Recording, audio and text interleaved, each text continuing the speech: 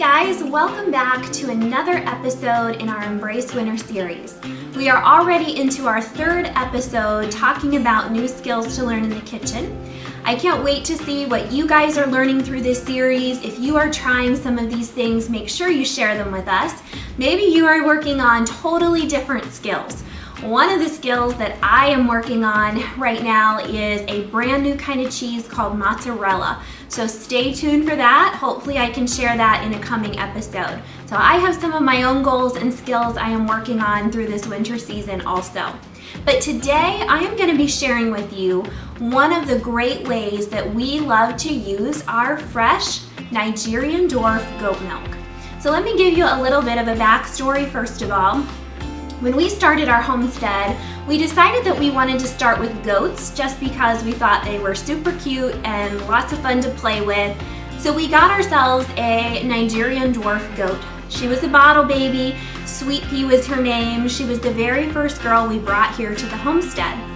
Well, after we had had her for a little bit and began to do some research, we realized something really cool. We could actually use her as a source of milk once we bred her. So that began our journey to realize that we could have our own milk. So you guys know a little bit of our story here at Haven Valley Homestead. We have a small property, and so one of our desires is to learn to be self-sustaining on a very small scale. Eventually we would love to have a milk cow, or at least I would, but that's a whole other level because it's a larger animal that we would need to be milking a couple times a day and a lot of milk to keep up with. So we decided the first year that we bred our Nigerian dwarf to try milking and see what we thought. We were absolutely amazed. We had heard wonderful things about their milk. They have just amazing milk that is so sweet and creamy. There is no goatiness to it. And so we were like, this is a way that we can really become self-sustaining in our milk production here on the homestead if we add some more goats. So we then were able to get a couple more goats, breed a couple more goats the next year, and now we had multiple ones to milk. And so that was the beginning of our journey. We now milk a few goats a day. Here in a couple months, when all of our babies start showing up, we are going to probably be milking double or triple what we are right now. And we really want to up our milk production in this coming year. It is one of our goals to be able to milk enough that we can separate the cream and do more with cheeses and our own butter from the goat's milk. So it's just a process of learning. It has been a journey for us, but I want to encourage you again, whether you have goats and you're watching this because you want to use your goat's milk in another way, or whether you would just love to go buy some raw goat's milk from someone local to you and try this cheese recipe, you have to start somewhere. So I hope that this is something, whether you have goats or don't, you will consider trying because it is another awesome homemaking and homesteading skill that you can incorporate into your life. And as I shared when we did the butter, it is something that you will feel so productive and inspired by when you make your very first block of cheese. So I am so excited to share this with you. The recipe that we are going to be walking you through today is a soft goat cheese, also known as Chevre. It is a very flavorful cheese, and I love it because you can do so many different things with it. You can do a sweet version, a savory version. You kind of have the fun of taking this blank slate of a plain cheese and flavoring it however you would like to, and I will be sharing with you a couple of those different options. So the first thing that we are going to do is we are going to need for this recipe 1 quart of our raw goat's milk. And like I said, if you don't have your own goats and you don't milk, you could always look for a place locally to grab yourself some raw goat's milk if you would like to try this recipe. So 1 quart, and we are going to put it in a saucepan. Our first step is to take this goat's milk and we are going to heat it. So it is very important to watch this process carefully. You want to slowly stir your milk frequently while it is heating, and then you're going to want to have a good thermometer. You are wanting your milk to reach 180 degrees. That is when we are going to pull it from the stove and add our other ingredients and then let those cheese curds begin to form. So we will walk you through this process and show you exactly what to do. First step is we're gonna move to the stove and heat up our milk.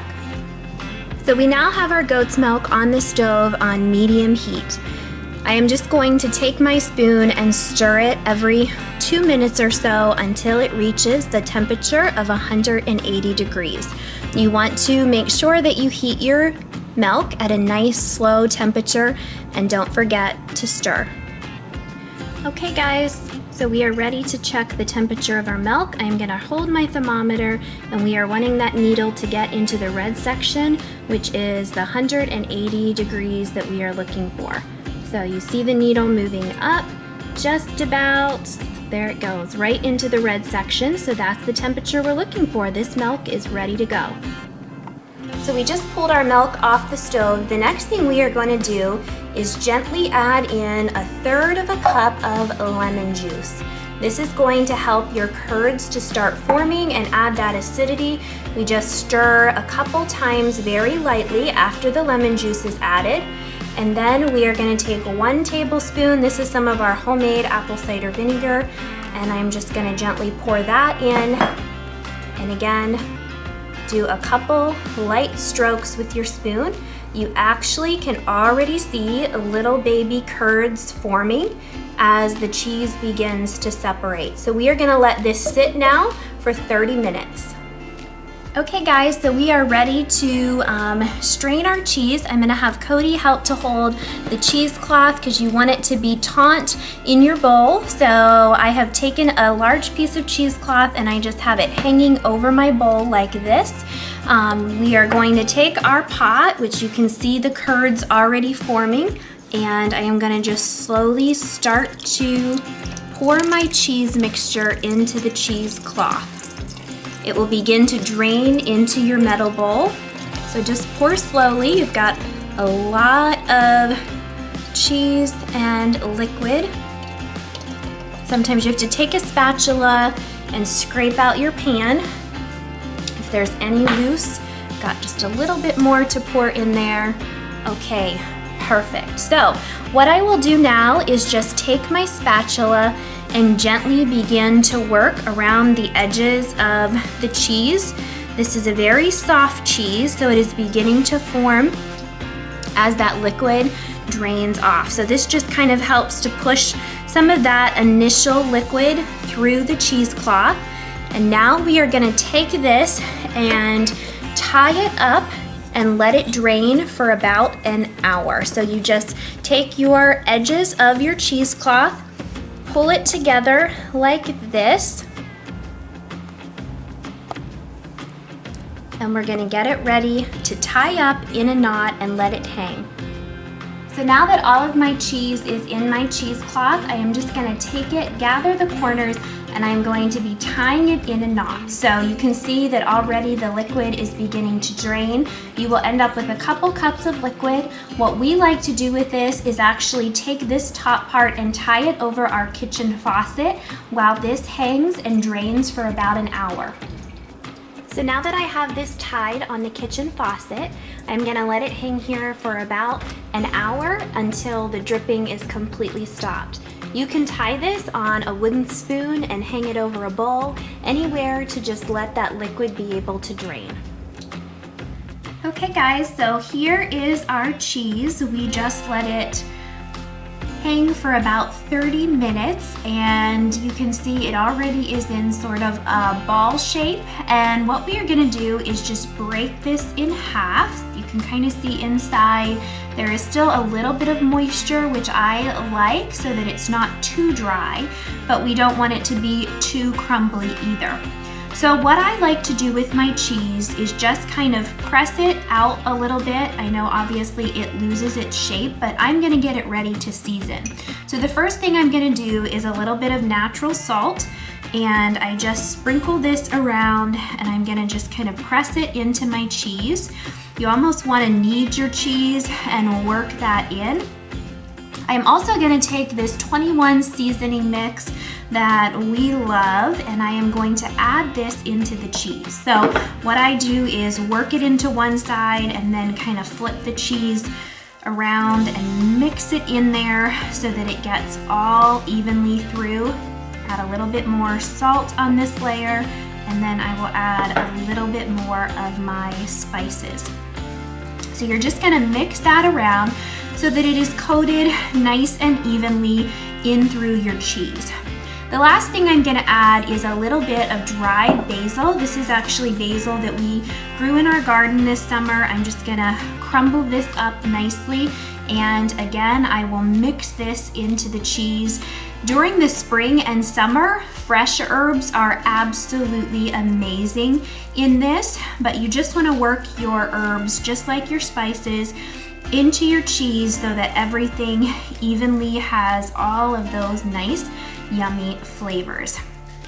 And then once everything seems to be worked in, I just like to pat it into a nice circle like this, and we have our delicious, yummy cheese block. So you can also take, if you would like, just to make it look nice, and just sprinkle a few of those fresh seasonings that you have right on top, just to put a nice little coating on your top, but this is all ready to go.